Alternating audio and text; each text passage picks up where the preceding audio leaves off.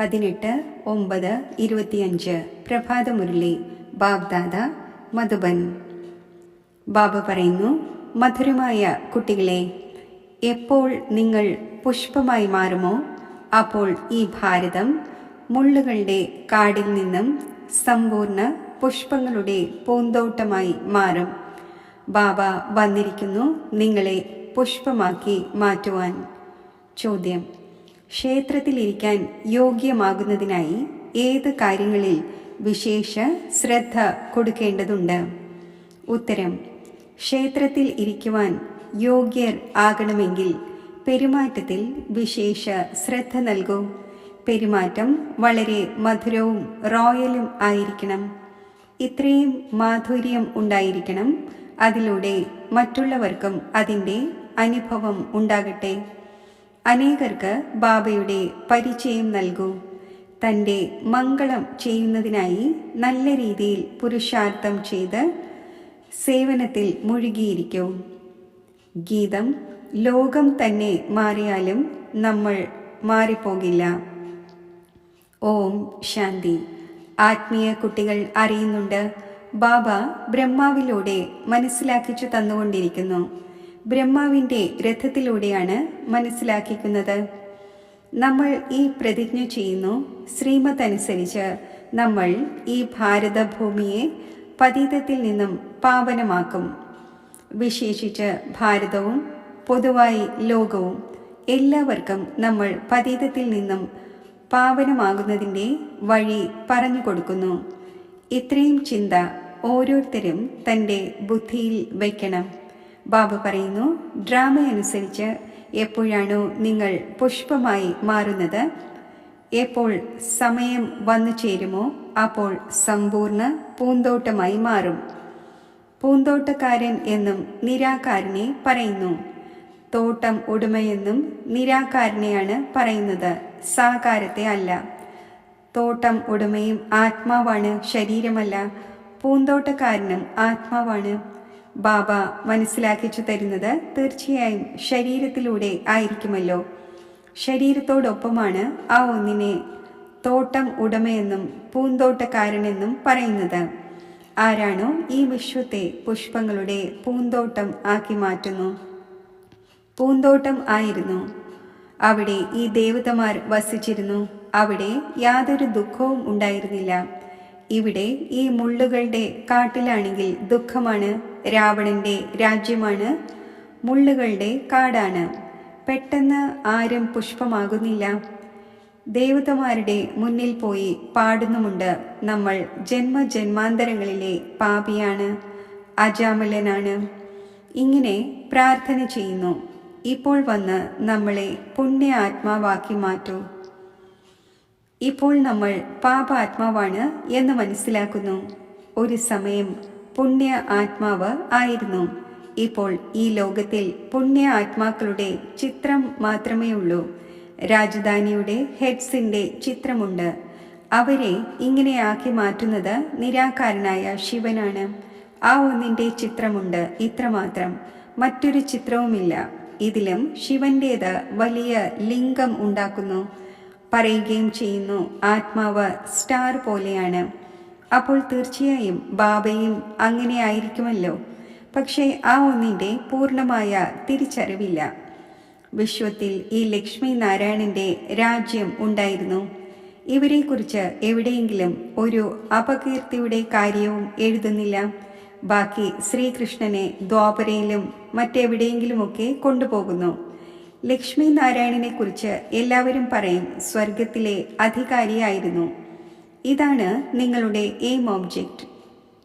രാധയും കൃഷ്ണനും ആരാണ്? പാവങ്ങൾ മനുഷ്യർ പൂർണ്ണമായും കുഴങ്ങിയിരിക്കുന്നു, ഒന്നും മനസ്സിലാക്കുന്നില്ല.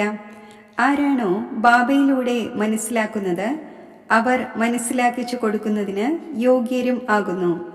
ഇല്ലെങ്കിൽ യോഗ്യരാകുവാൻ സാധിക്കില്ല. ദൈവിക ഗുണങ്ങൾ ധാരണ ചെയ്യാൻ സാധിക്കില്ല, എത്ര തന്നെ മനസ്സിലാക്കിച്ചു കൊടുത്താലും. പക്ഷേ ഡ്രാമ അനുസരിച്ച് ഇങ്ങനെ ഉണ്ടാവുക തന്നെ വേണം. നിങ്ങൾ ഇപ്പോൾ സ്വയം മനസ്സിലാക്കുന്നുണ്ട്, നമ്മൾ എല്ലാ കുട്ടികളും ബാബയുടെ ശ്രീമത്തനുസരിച്ച് ഭാരതത്തിൻ്റെ ആത്മീയ സേവനം ചെയ്യുന്നു, നമ്മുടെ തന്നെ ശരീരവും മനസ്സും ധനവും കൊണ്ട്. എക്സിബിഷനിൽ അഥവാ മ്യൂസിയത്തിൽ ഒക്കെ ചോദിക്കുന്നു, നിങ്ങൾ ഭാരതത്തിൻ്റെ എന്ത് സേവനമാണ് ചെയ്യുന്നത്? നിങ്ങൾക്കറിയാം, നമ്മൾ ഭാരതത്തിൻ്റെ വളരെ നല്ല സേവനം ചെയ്യുന്നു. കാടിൽ നിന്നും പൂന്തോട്ടം ആക്കിക്കൊണ്ടിരിക്കുന്നു. സത്യുഗമാണ് ഗാർഡൻ. ഇത് മുള്ളുകളുടെ കാടാണ്. അന്യോന്യം ദുഃഖം നൽകിക്കൊണ്ടിരിക്കുന്നു. ഇത് നിങ്ങൾക്ക് നല്ല രീതിയിൽ മനസ്സിലാക്കിച്ചു കൊടുക്കാൻ സാധിക്കും. ലക്ഷ്മി നാരായണന്റെ ചിത്രവും വളരെ നല്ലത് ഉണ്ടാക്കേണ്ടതാണ്. ക്ഷേത്രങ്ങളിൽ വളരെ സുന്ദരമായ ചിത്രം ഉണ്ടാക്കുന്നു. ചിലയിടത്ത് വെളുത്തതും ചിലയിടത്ത് കറുത്തതുമായ ചിത്രമുണ്ടാക്കുന്നു. അതിൻ്റെ രഹസ്യം എന്താണ്? ഇതും മനസ്സിലാക്കുന്നില്ല. കുട്ടികളായി നിങ്ങൾക്ക് ഇപ്പോൾ ഈ മുഴുവൻ ജ്ഞാനവുമുണ്ട്. ബാബ പറയുന്നു, ഞാൻ വന്ന് എല്ലാവരെയും ക്ഷേത്രത്തിലിരിക്കുവാൻ യോഗ്യരാക്കി മാറ്റുന്നു. പക്ഷേ എല്ലാവരും ക്ഷേത്രത്തിലിരിക്കുവാൻ യോഗ്യർ ആകുന്നില്ല. പ്രജകളെ ക്ഷേത്രത്തിലിരിക്കാൻ യോഗ്യർ എന്ന് പറയില്ല. ആരാണോ പുരുഷാർത്ഥം ചെയ്ത് വളരെയധികം സർവീസ് ചെയ്യുന്നത് അവർക്കായിരിക്കും പ്രജകൾ ഉണ്ടായിരിക്കുക. കുട്ടികളായ നിങ്ങൾക്ക് ആത്മീയ സോഷ്യൽ സർവീസും ചെയ്യണം. ഈ സേവനത്തിൽ തൻ്റെ ജീവിതം സഫലമാക്കണം. പെരുമാറ്റവും വളരെ മധുരവും സുന്ദരവും ആയിരിക്കണം. അതിലൂടെ മറ്റുള്ളവരെയും മാധുര്യത്തോടെ മനസ്സിലാക്കിച്ചു കൊടുക്കാൻ സാധിക്കണം. സ്വയം മുള്ളാണെങ്കിൽ ആരെ പുഷ്പമാക്കി മാറ്റുവാനാണ്? അവരുടെ അമ്പ് പൂർണ്ണമായും തറയ്ക്കുകയില്ല. ബാബയെ ഓർമ്മിക്കുന്നില്ല എങ്കിൽ അമ്പ് എങ്ങനെ കൊള്ളും? തൻ്റെ മംഗളത്തിനായി നല്ല രീതിയിൽ പുരുഷാർത്ഥം ചെയ്ത് സേവനത്തിൽ മുഴുകിയിരിക്കൂ. ബാബയും സേവനത്തിലാണല്ലോ. കുട്ടികളായ നിങ്ങളും ദിനരാത്രം സേവനത്തിലിരിക്കൂ. രണ്ടാമത്തെ കാര്യം മനസ്സിലാക്കിച്ചു തരുന്നു. ശിവജയന്തിക്ക് വളരെയധികം കുട്ടികൾ ടെലഗ്രാം അയക്കുന്നു. അതിലും അങ്ങനെയുള്ള കാര്യങ്ങൾ എഴുതണം. ആ ടെലഗ്രാം ആരെ കാണിച്ചാലും മനസ്സിലാകണം. ഭാവിയിലേക്ക് വേണ്ടി എന്താണ് ചെയ്യേണ്ടത്? അതിൻ്റെ പുരുഷാർത്ഥമാണ് ചെയ്യപ്പെടുന്നത്. സെമിനാറും നടത്തുന്നത് വളരെ പേർക്ക് ബാബയുടെ പരിചയം ലഭിക്കാൻ എന്തെല്ലാം സർവീസ് ചെയ്യണം എന്നതിനു വേണ്ടിയാണ്. ടെലഗ്രാം അനേകം വച്ചിരിക്കുന്നു. ഇവയെ വളരെയധികം ഉപയോഗപ്പെടുത്തുവാൻ സാധിക്കും. അഡ്രസ് വയ്ക്കുന്നു: ശിവ് ബാബ, കെയർ ഓഫ് ബ്രഹ്മ. പ്രജാപിത ബ്രഹ്മാവുമുണ്ട്. അത് ആത്മീയ പിതാവാണ്. അത് ശാരീരികം. അതിലൂടെ ശാരീരിക രചന രചിക്കപ്പെടുന്നു. ബാബ മനുഷ്യ സൃഷ്ടിയുടെ രചയിതാവാണ്. എങ്ങനെ രചന രചിക്കുന്നു? ഇത് മുഴുവൻ ലോകത്തിലും ആരും അറിയുന്നില്ല. ബാബ ബ്രഹ്മാവിലൂടെ ഇപ്പോൾ പുതിയ രചന രചിച്ചുകൊണ്ടിരിക്കുന്നു. ബ്രാഹ്മണർ കൊടുമയാണ്. ഏറ്റവും ആദ്യം ബ്രാഹ്മണർ തീർച്ചയായും വേണം. വിരാട രൂപത്തിൻ്റെ കൊടുമയാണ് ഇത്. ബ്രാഹ്മണൻ, ദേവത, ക്ഷത്രിയൻ, വൈശ്യൻ, ശൂദ്രൻ. ആദ്യം ശൂദ്രനാവുക സാധ്യമല്ല. ബാബ ബ്രഹ്മാവിലൂടെ ബ്രാഹ്മണരെ രചിക്കുന്നു. ശൂദ്രരെ ആരിലൂടെ എങ്ങനെ രചിക്കും? കുട്ടികളായ നിങ്ങൾക്കറിയാം എങ്ങനെയാണ് പുതിയ രചന രചിക്കുന്നത്. ഇത് ബാബയുടെ അഡോപ്ഷനാണ്. കൽപ്പകൽപ്പങ്ങളിൽ ബാബ വന്ന് ശൂദ്രനിൽ നിന്നും ബ്രാഹ്മണനാക്കുന്നു. പിന്നെ ബ്രാഹ്മണനിൽ നിന്നും ദേവതയാക്കുന്നു. ബ്രാഹ്മണരുടെ സർവീസ് വളരെ ഉയർന്നതാണ്. ആ ബ്രാഹ്മണർ സ്വയം പവിത്രമല്ല. അപ്പോൾ മറ്റുള്ളവരെ എങ്ങനെ പവിത്രമാക്കും? ഒരു ബ്രാഹ്മണനും സന്യാസിയെ ഒരിക്കലും രാഖി ബന്ധിക്കുകയില്ല. അവർ പറയും, നമ്മൾ പവിത്രം തന്നെയാണ്. നിങ്ങൾ സ്വന്തം മുഖം നോക്കൂ. കുട്ടികളായ നിങ്ങളും ആരിലൂടെയും രാഖി ബന്ധിക്കപ്പെടുക സാധ്യമല്ല. ലോകത്തിൽ എല്ലാവരും അന്യോന്യം ബന്ധിക്കുന്നു. സഹോദരി സഹോദരന് ബന്ധിക്കുന്നു. ഈ സമ്പ്രദായം ഇപ്പോഴാണ് വന്നത്. ഇപ്പോൾ നിങ്ങൾ ശൂദ്രനിൽ നിന്നും ബ്രാഹ്മണൻ ആകുന്നതിനായി പുരുഷാർത്ഥം ചെയ്യുന്നു. മനസ്സിലാക്കിച്ചു കൊടുക്കേണ്ടി വരും. മെയിലും ഫീമെയിലും രണ്ടുപേരും പവിത്രതയുടെ പ്രതിജ്ഞ ചെയ്യുന്നു. രണ്ടുപേർക്കും പറയുവാൻ സാധിക്കും നമ്മൾ എങ്ങനെയാണ് ബാബയുടെ ശ്രീമത്തിലൂടെ പവിത്രമായിരിക്കുന്നത് എന്ന്. അന്തിമം വരെ ഈ കാമവികാരത്തിന്മേൽ ജയം ഉണ്ടായിരിക്കുന്നു എങ്കിൽ പവിത്ര ജഗത്തിൻ്റെ അധികാരിയാകും. പവിത്ര ലോകം എന്ന് സത്യയുഗത്തെ പറയുന്നു. അത് ഇപ്പോൾ സ്ഥാപിതമായിക്കൊണ്ടിരിക്കുന്നു. നിങ്ങളെല്ലാവരും പവിത്രമാണ്. വികാരത്തിൽ വീണവരെ രാഖി ബന്ധിക്കുവാൻ സാധിക്കും. പ്രതിജ്ഞ ചെയ്ത ശേഷം പിന്നീട് പതീതമായെങ്കിൽ പറയും, നിങ്ങൾ രാഖി ബന്ധിപ്പിക്കുവാൻ വന്നിരുന്നുവല്ലോ, പിന്നെ എന്ത് സംഭവിച്ചു? പറയും, മായയോട് തോറ്റു. ഇത് യുദ്ധത്തിൻ്റെ മൈതാനമാണ്. വികാരം വലിയ ശത്രുവാണ്. ഇതിൻ്റെ മേൽ ജയം നേടുന്നതിലൂടെയാണ് ജഗജ്ജീത്, അതായത് രാജാവും റാണിയും ആകണം. പ്രജയെ ജഗജ്ജീത് എന്ന് പറയില്ല. പ്രയത്നമാണെങ്കിൽ രാജാവും റാണിയും ആയിരിക്കും ചെയ്യുന്നത്. പറയുന്നുമുണ്ട് നമ്മൾ ലക്ഷ്മി നാരായണൻ ആകും എന്ന്. അവർ പിന്നെ രാമനും സീതയുമാകും. ലക്ഷ്മി നാരായണന് ശേഷം അവരുടെ സിംഹാസനത്തിൻ്റെ മേൽ ജയം അവരുടെ കുട്ടികളുടേതാണ് ഉണ്ടാകുന്നത്. ആ ലക്ഷ്മി നാരായണന്മാർ പിന്നീട് അടുത്ത ജന്മത്തിൽ താഴേക്ക് വരും. ഭിന്ന നാമരൂപങ്ങളിലൂടെ കുട്ടികൾക്ക് സിംഹാസനം ലഭിക്കുമ്പോൾ ഉയർന്ന നമ്പറായി കണക്കാക്കപ്പെടും. പുനർജന്മം എടുക്കുന്നുവല്ലോ. കുട്ടി സിംഹാസനത്തിൽ ഇരിക്കുമ്പോൾ അവർ സെക്കൻഡ് ഗ്രേഡായി പോകും. മുകളിലുള്ളവർ താഴെയും താഴെയുള്ളവർ മുകളിലേക്കും പോകും. അതിനാൽ ഇപ്പോൾ കുട്ടികൾ ഇങ്ങനെ ഉയർന്നവരാകണം, സർവീസിൽ മുഴുകണം. പവിത്രമാകേണ്ടതും വളരെ ആവശ്യമാണ്. ബാബ പറയുന്നു, ഞാൻ പവിത്ര ലോകം നിർമ്മിക്കുന്നു. നല്ല പുരുഷാർത്ഥം കുറച്ചുപേരാണ് ചെയ്യുന്നത്. മുഴുവൻ ലോകവും പവിത്രമായി മാറും. നിങ്ങൾക്ക് വേണ്ടി സ്വർഗത്തിൻ്റെ സ്ഥാപന ചെയ്യുന്നു. ഇത് ഡ്രാമയനുസരിച്ച് സംഭവിക്കുക തന്നെ വേണം. ഈ കളി തയ്യാറാക്കപ്പെട്ടതാണ്. നിങ്ങൾ പവിത്രമായി മാറുന്നു, പിന്നെ വിനാശം ആരംഭിക്കുന്നു. സത്യയുഗത്തിൻ്റെ സ്ഥാപന ഉണ്ടാകുന്നു. ഡ്രാമയെ നിങ്ങൾ മനസ്സിലാക്കുന്നുണ്ട്. സത്യയുഗത്തിൽ ഉണ്ടായിരുന്നത് ദേവതമാരുടെ രാജ്യമാണ്. ഇപ്പോഴില്ല, വീണ്ടും ഉണ്ടാകണം. നിങ്ങൾ ആത്മീയ മിലിറ്ററിയാണ്. നിങ്ങൾ 5 വികാരങ്ങളുടെ മേൽ ജയം നേടുന്നതിലൂടെ ജഗജ്ജീത് ആകാൻ പോകുന്നവരാണ്. ജന്മജന്മാന്തരങ്ങളിലെ പാപം മുറിക്കുന്നതിനായി ബാബ യുക്തികൾ പറഞ്ഞു തരുന്നു. ബാബ ഒരേ ഒരു തവണ വന്ന് യുക്തി പറഞ്ഞു തരുന്നു. ഏതുവരെ രാജധാനി സ്ഥാപിതമാകുന്നില്ലയോ അതുവരെയും വിനാശം ഉണ്ടാകില്ല. നിങ്ങൾ വളരെ ഗുപ്ത യോദ്ധാക്കളാണ്. സത്യയുഗം ഉണ്ടാവുക തന്നെ വേണം കലിയുഗത്തിനു ശേഷം. പിന്നെ സത്യയുഗത്തിൽ ഒരിക്കലും യുദ്ധം നടക്കുന്നില്ല. കുട്ടികളായ നിങ്ങൾക്കറിയാം, എല്ലാ ആത്മാക്കളും ഏതെല്ലാം പാർട്ട് അഭിനയിക്കുന്നുവോ അതെല്ലാം അടങ്ങിയിട്ടുള്ളതാണ്. പാവക്കൂത്തിലെ പാവകളുണ്ടല്ലോ, അതേപോലെ നൃത്തമാടിക്കൊണ്ടിരിക്കുന്നു. ഇതും ഡ്രാമയാണ്. ഓരോരുത്തർക്കും ഈ ഡ്രാമയിൽ പാർട്ടുണ്ട്. പാർട്ട് അഭിനയിച്ച് നിങ്ങൾ തമോ പ്രധാനം ആയിരിക്കുന്നു. പിന്നെ ഇപ്പോൾ മുകളിലേക്ക് പോകുന്നു, സതോ പ്രധാനം ആകുന്നു. നോളജ് ആണെങ്കിൽ സെക്കൻഡിൻ്റെ കാര്യമാണ്. സതോ പ്രധാനം ആകുന്നു, പിന്നെ വീണ് തമോ പ്രധാനമാകുന്നു. വീണ്ടും ബാബ മുകളിലേക്ക് കൊണ്ടുപോകുന്നു. വാസ്തവത്തിൽ ആ മത്സ്യങ്ങൾ ചരടിൽ തൂങ്ങിക്കിടക്കുന്നത് പോലെ ഈ ചരടിൽ മനുഷ്യരെ ഇടേണ്ടതാണ്. ഇങ്ങനെ ഇറങ്ങുന്ന കലയും പിന്നെ കയറുന്ന കലയും ഉണ്ടാകുന്നു. നിങ്ങളും ഇങ്ങനെ കയറുന്നു, പിന്നെ ഇറങ്ങി താഴേക്ക് വരുന്നു. 5000 വർഷമെടുക്കുന്നു മുകളിൽ പോയി പിന്നെ ഇറങ്ങുന്നതിന്. ഈ 84ന്റെ ചക്രം നിങ്ങളുടെ ബുദ്ധിയിലുണ്ട്.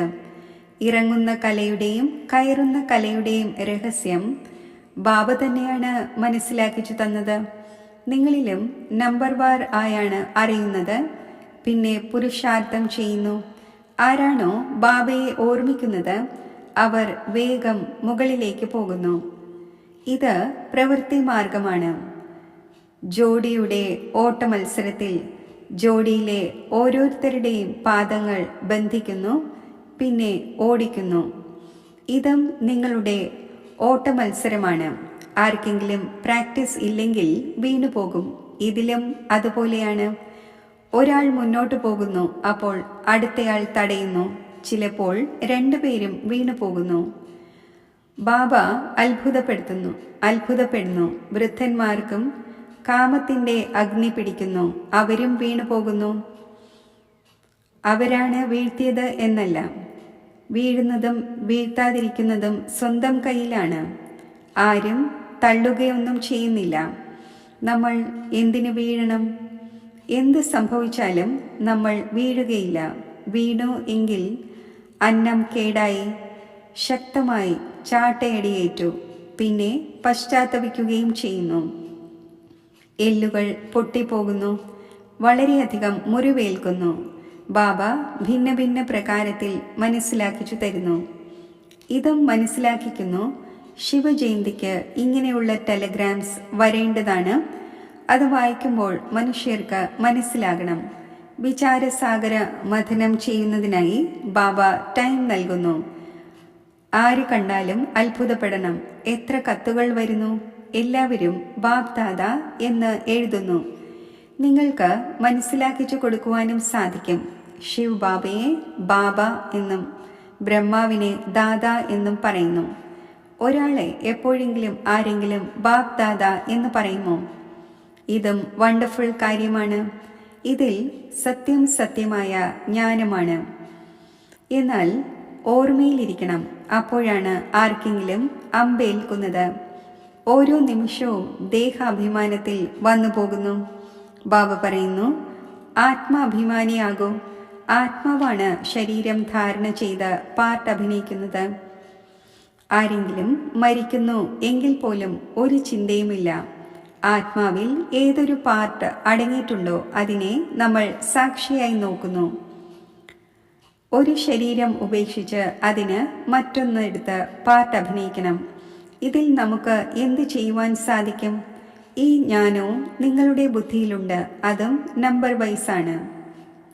പലരുടെയും ബുദ്ധിയിൽ ഇത് നിലനിൽക്കുന്നില്ല. അതിനാൽ ആർക്കെങ്കിലും മനസ്സിലാക്കിച്ചു കൊടുക്കാൻ സാധിക്കുന്നില്ല. ആത്മാവ് പൂർണ്ണമായും ചൂട് തവയാണ്. തമോ പ്രധാനവും പതീതവുമാണ്. അതിൽ ജ്ഞാനാമൃതം ഒഴിച്ചാലും നിലനിൽക്കില്ല. ആരാണോ വളരെ ഭക്തി ചെയ്തത് അവർക്കാണ് അമ്പ് കൊള്ളുന്നത്. ഉടൻ ധാരണയുണ്ടാകും. കണക്ക് തന്നെ വണ്ടർഫുള്ളാണ്. ആദ്യത്തെ നമ്പറിൽ പാവനം ആയിരുന്നവർ തന്നെ പിന്നെ പതീതമാകുന്നു. ഇതും എത്ര മനസ്സിലാക്കേണ്ട കാര്യങ്ങളാണ്. ആരുടെയെങ്കിലും ഭാഗ്യത്തിൽ ഇല്ല എങ്കിൽ പഠനം ഉപേക്ഷിക്കുന്നു. ബാല്യത്തിൽ തന്നെ നോളജിൽ മുഴുകുന്നുവെങ്കിൽ ധാരണ ഉണ്ടായിക്കൊണ്ടിരിക്കും. മനസ്സിലാക്കും, ഇവർ വളരെയധികം ഭക്തി ചെയ്തിട്ടുണ്ട്. വളരെ സമർത്ഥരാകട്ടെ. കാരണം ഓർഗൻസ് വലുതാകുമ്പോൾ പിന്നെ വിവേകവും കൂടുതൽ വരുന്നു. ഭൗതികവും ആത്മീയവും രണ്ട് ഭാഗത്തും അറ്റൻഷൻ നൽകുന്നതിലൂടെ പിന്നെ ആ പ്രഭാവം മാറുന്നു.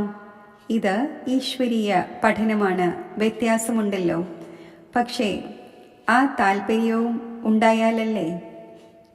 ശരി, മധുരമായ വളരെ കാലം വേർപിരിഞ്ഞ ശേഷം തിരിച്ചു കിട്ടിയ കുട്ടികൾക്ക് മാതാവും പിതാവുമായ ബാബ് ദാദയുടെ സ്നേഹസ്മരണകൾ. Good morning. ആത്മീയ അച്ഛൻ്റെ ആത്മീയ കുട്ടികൾക്ക് നമസ്തേ. ധാരണയ്ക്കുള്ള മുഖ്യസാരം: ആത്മീയ മിലിറ്ററിയായി 5 വികാരങ്ങളുടെ മേൽ ജയം നേടണം. തീർച്ചയായും പവിത്രമാകണം. ശ്രീമത്തനുസരിച്ച് ഭാരതത്തെ പാവനമാക്കുന്ന സേവനം ചെയ്യണം. ഈ പരിധിയില്ലാത്ത നാടകത്തിൽ ഓരോ പാർട്ടും ആത്മാഭിമാനിയായി അഭിനയിക്കണം. ഒരിക്കലും ദേഹാഭിമാനത്തിൽ വരരുത്. സാക്ഷിയായി ഓരോ ആക്ടറിൻ്റെയും പാർട്ട് നോക്കണം.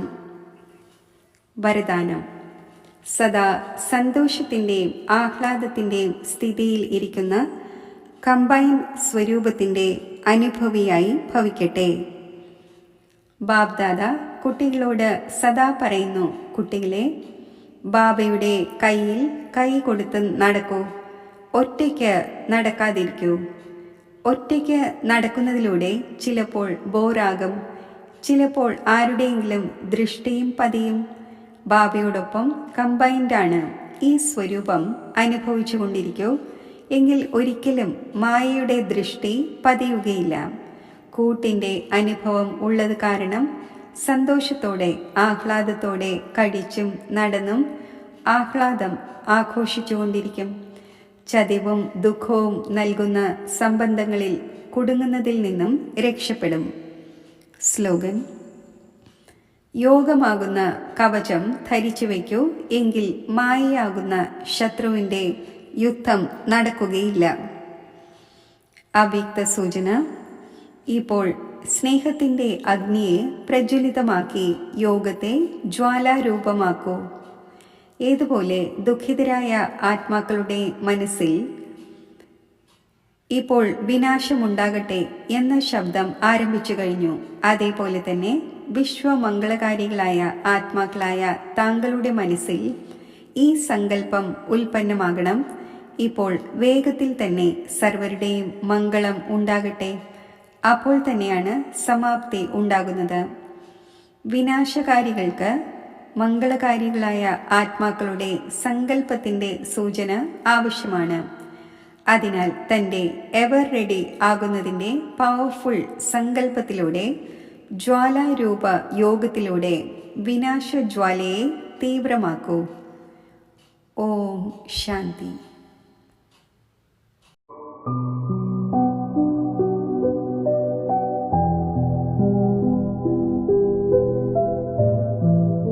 ഓം ശാന്തി.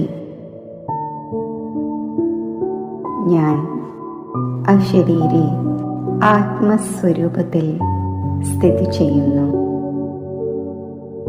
എൻ്റെ അകാല സിംഹാസനത്തിൽ ഒരു പ്രകാശബിന്ദുവായി തിളങ്ങുന്ന ഞാൻ ശാന്തസ്വരൂപമാണ്.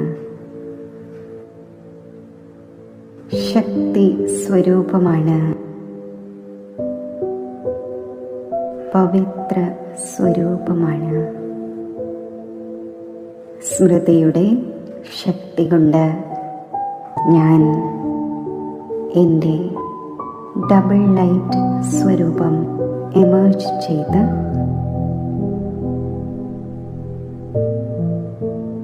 ഈ സാകാര ദേഹത്തിൽ നിന്നും സാകാര ലോകത്ത് നിന്നും ഉപരിയാകുന്നു. ഫരിഷ്തയായ ഞാൻ സൂക്ഷ്മ ലോകത്തിൽ ബാബ്ദാദയുടെ സന്മുഖത്ത് സ്ഥിതി ചെയ്യുന്നു. ബാബ്ദാദയിൽ നിന്നും ലഭിക്കുന്ന വരദാനി ദൃഷ്ടി എന്നെ സമ്പന്നവും സമ്പൂർണവുമാക്കി മാറ്റുന്നു. ഒരു സെക്കൻഡിൽ ഞാൻ നിരാകാര സ്വരൂപത്തിൽ നിരാകാര ദേശത്തിൽ എത്തിച്ചേരുന്നു. സർവശക്തിവാനായ ശിവബാബയിൽ എൻ്റെ മനസ്സും ബുദ്ധിയും ഏകാഗ്രമാക്കി സ്ഥിതി ചെയ്യുന്നു. ബാബയുടെ സർവശക്തികളുടെയും അനന്ത കിരണങ്ങൾ എന്നിൽ പതിച്ച് എന്നെ മാസ്റ്റർ സർവശക്തിവാനാക്കി മാറ്റുന്നു.